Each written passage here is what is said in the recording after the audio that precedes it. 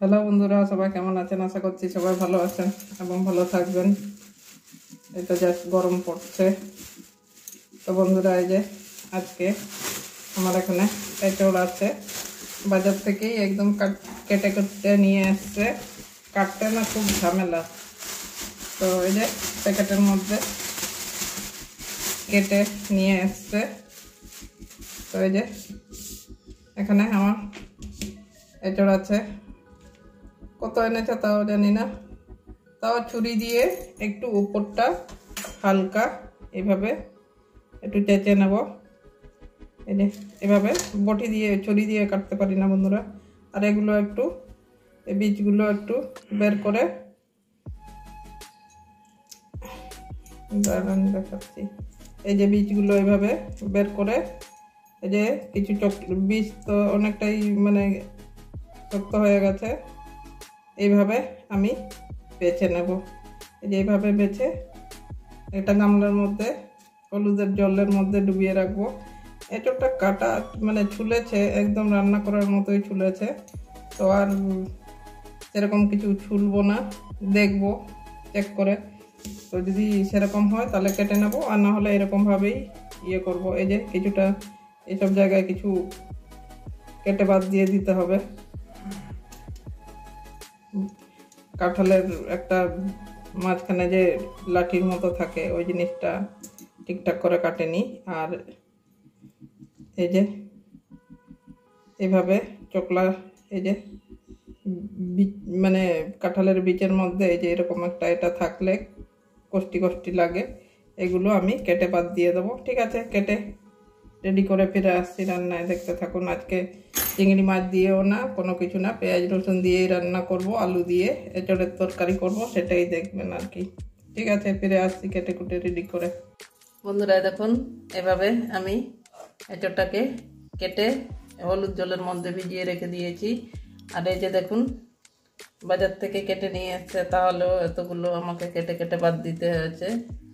এই দেখুন বীজগুলো এরকম পরিষ্কার, এই যে কোনো চোকলা নেই, কিছু না, সব ওইগুলো সব ছাড়িয়ে নিয়েছি।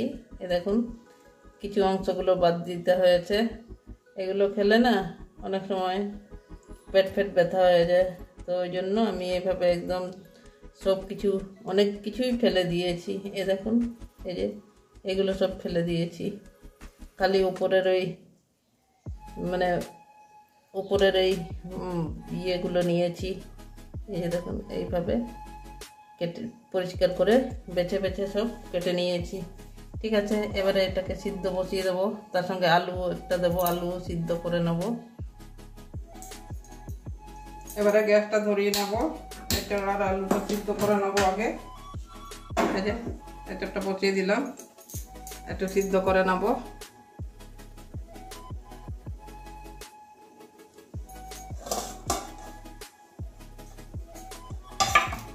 আলুটা দিয়ে দেবো, একসঙ্গে দুটো সিদ্ধ করে নেব।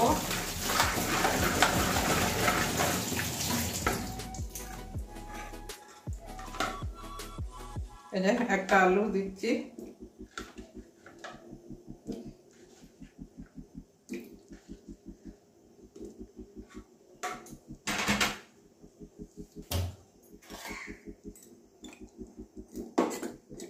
এবারে ঢাকা দিয়ে দিচ্ছি। একটা ঢাকনা দিয়ে 5 মিনিটের জন্য সিদ্ধ বসিয়ে দিলাম।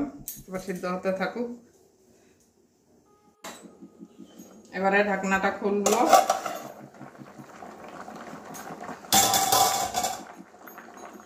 দেখুন আমার সিদ্ধ হয়ে গেছে মনে হচ্ছে। 5 মিনিট ধরে সিদ্ধ করলাম, আলু সিদ্ধ হয়ে গেছে।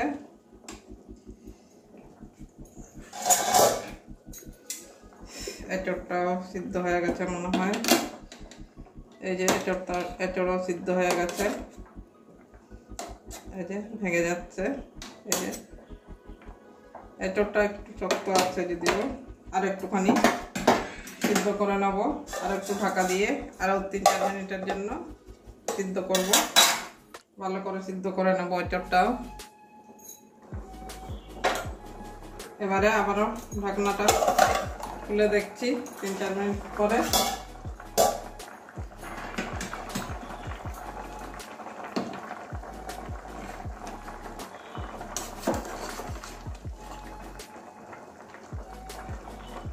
এবারে আমার এঁচোড়টা একদম সিদ্ধ হয়ে গেছে।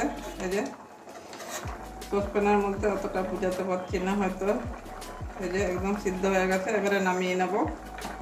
এই জলটাও ফেলবো না, আমি এঁচোড়টা ধুয়ে তারপরে করেছি, কেটেছি এটা ঝুড়ির মধ্যে, তো এই জলটা ফেলবো না, এটাও রান্নার কাজে লাগিয়ে দেবো। একটা বাটির মধ্যে ঢেলে নিচ্ছি। এবারে এঁচোড়টা নামিয়ে দেবো।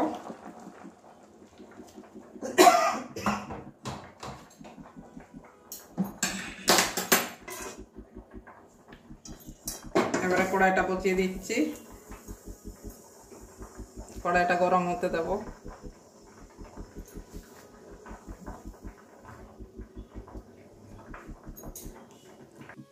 কড়াই গরম হয়ে গেছে, এবার সরষের তেল ঢেলে নিচ্ছি।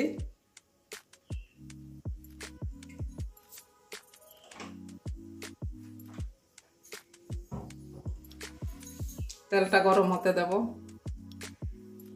তেল গরম হয়ে গেছে,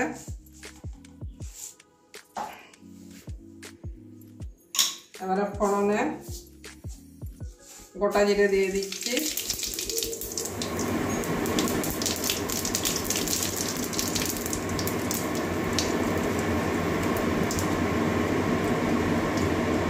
দুটো তেজপাতা দিয়ে দিচ্ছি। এবারে পাতা দিয়ে দিচ্ছি।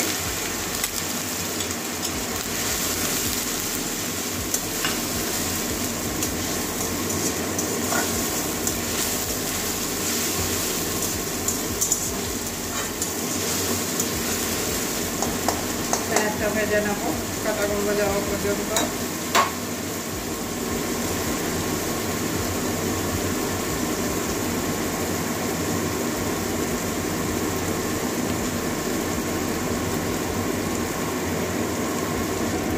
পেঁয়াজের কাঁচা গন্ধ চলে গেছে, এবারে কাঁচা লঙ্কা মাঝখানে চিবিয়ে দিয়েছি, কাঁচা লঙ্কাও দিয়ে দিলাম।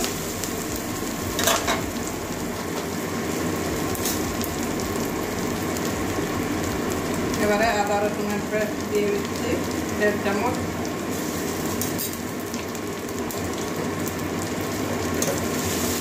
এটাও কাঁচা গন্ধ যাওয়া পর্যন্ত ভাজবো।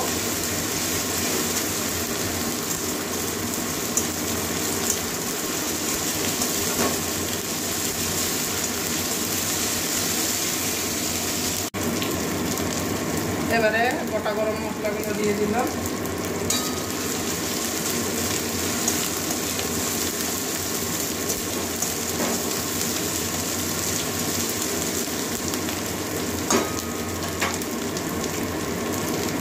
জিরে গুঁড়ো 1 চামচ দিয়ে দিচ্ছি, ধনে গুঁড়ো একটু বেশি করে দিচ্ছি।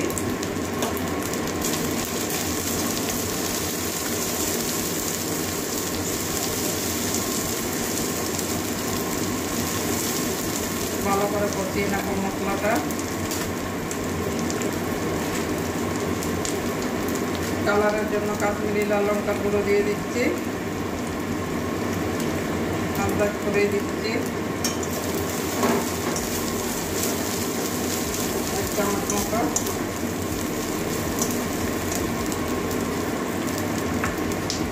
এবারে একটা মিডিয়াম সাইজের টমেটো কুচি করেছি, ওটাও দিয়ে দিচ্ছি।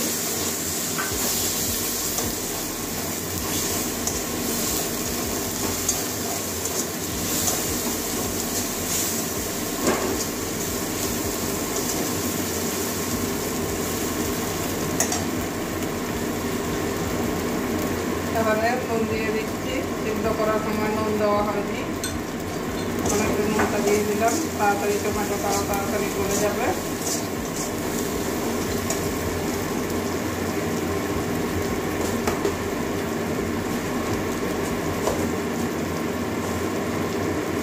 হাফ চামচ চিনি দিয়ে দিলাম।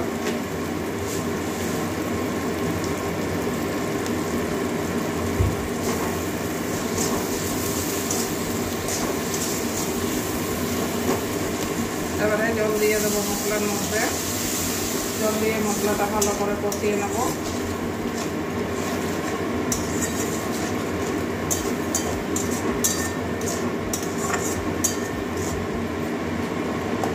সবসময় তো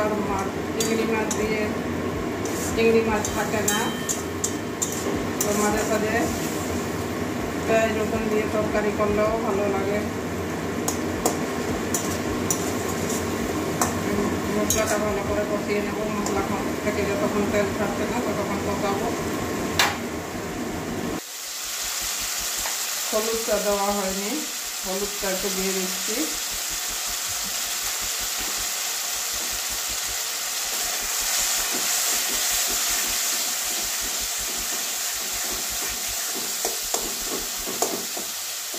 এখন টমেটোগুলো সব গলে গেল নুনটা দেওয়াতেই, আর মশলা থেকে তেলও ছাড়ছে।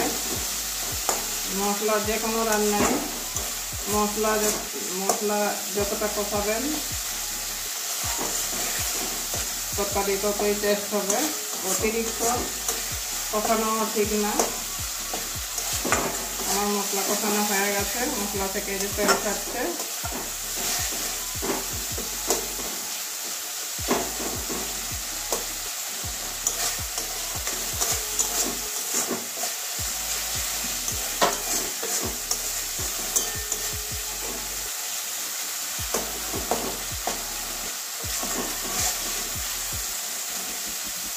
এবারে সিদ্ধ করে রাখা এঁচড় আলুটা দিয়ে দেবো।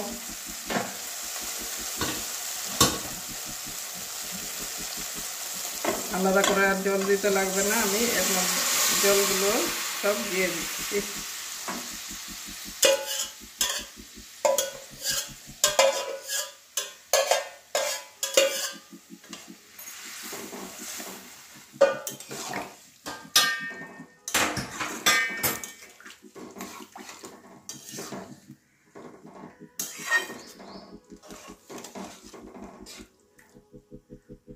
দেখুন আলু তো একদম আলু সিদ্ধ হয়ে গেছে, এঁচড়ও সিদ্ধ হয়েছে। এই যে ভেঙে যাচ্ছে।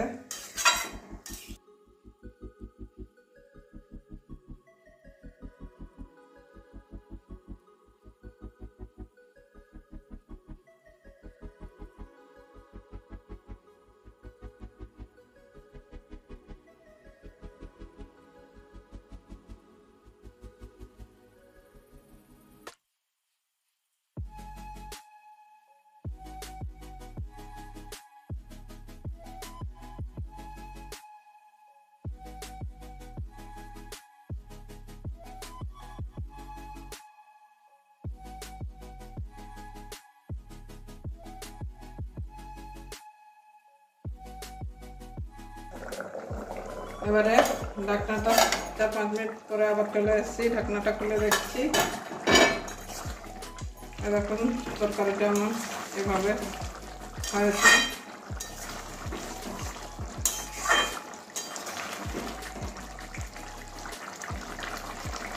আর একটা এঁচড় ভেঙে দেখছি, একদম নরম হয়ে গেছে। এই যে অল্পতেই ভেঙে যাচ্ছে।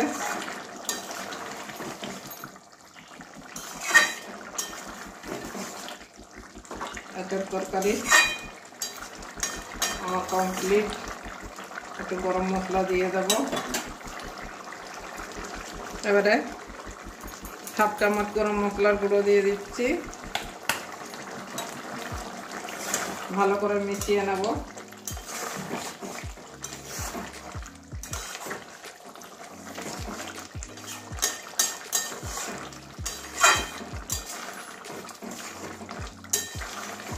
একদম মাখা মাখা তরকারি হয়েছে।